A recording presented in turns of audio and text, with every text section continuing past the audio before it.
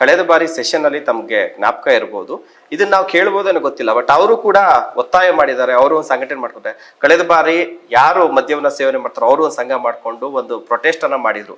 ನಮಗೂ ವಿಮೆ ಬೇಕು ಅಂತ ಹೇಳಿ ಒಂದಷ್ಟು ಡಿಮ್ಯಾಂಡ್ಗಳನ್ನ ಇಟ್ಟಿದ್ರು. ಅವೆಲ್ಲವೂ ಕೂಡ ಸಾಧ್ಯ ಆಗುತ್ತಾ ಸರ್?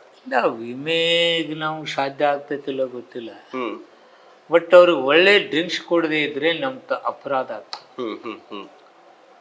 ನಾವು ಮಾನವನಿಗೆ ಹಾನಿ ಆಗ್ತಕ್ಕಂಥ ವಿಷಕಾರಿಕ ಆಗ್ತಕ್ಕಂಥ ಅದು ಬಹುಬೇಗನೆ ಶಾರೀರಿಕವಾಗಿ ತೊಂದರೆ ಆಗ್ತಕ್ಕಂಥದ್ದು. ಕುಡಿಯೋರಿಗೆ ಮುಂಜಾನೆ ಹಿಡ್ದಂದ ಸಾಯಂಕಾಲ ಕುಡಿದ್ರೆ ಶಾರೀರಿಕವಾಗಿ ಹಾನಿ ಹೌದು.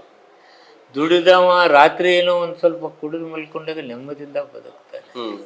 ಈ ಸುರಪಾನನು ದೇವತಿನಲ್ಲ, ದೇವತೆ ಇದರಲ್ಲಿ ತಂದಿತ್ತು. ಆದರೆ ಒಳ್ಳೆಯ ಡ್ರಿಂಕ್ಸ್ ಕೊಡಬೇಕು, ಒಳ್ಳೆಯ ಶಕ್ತಿದ ರೇಟನ್ನು ನಾವು ನೋಡಬೇಕು.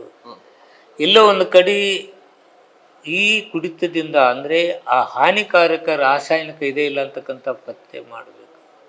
ಉದಾಹರಣೆಗೆ ಒಂದು ಬೀರನ್ನು ತೆಗೆದುಕೊಳ್ಳಿ, ಅಲ್ಲಿ ಶುಗರ್ ಕಂಟೆಂಟ್ಸ್ ಹೆಚ್ಚಾತಂದ್ರೆ ಹ್ಯೂಮನ್ ಕುಡಿದು ಒಳ್ಳೇದಲ್ಲ, ಅದರಿಂದ ಕಿಡ್ನಿ ಲಿವರ್ ಫೇಲ್ ಆಗುತ್ತೆ, ಅಡಿಕ್ಟೇಷನ್ ಬರುತ್ತೆ.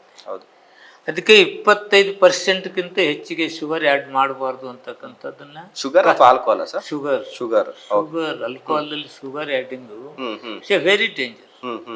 25%ಗಿಂತ ಹೆಚ್ಚಿಗೆ ಆಗಬಾರ್ದು. ಅದನ್ನ ನಾವು ಕಂಟ್ರೋಲ್ ಮಾಡ್ತೀವಿ. ಇಂಥ ಕೆಲವು ಸ್ಟೆಪ್ಸ್ಗಳನ್ನ ನಾವು ತೆಗೆದುಕೊಳ್ಳಬೇಕಾಗತ್ತೆ.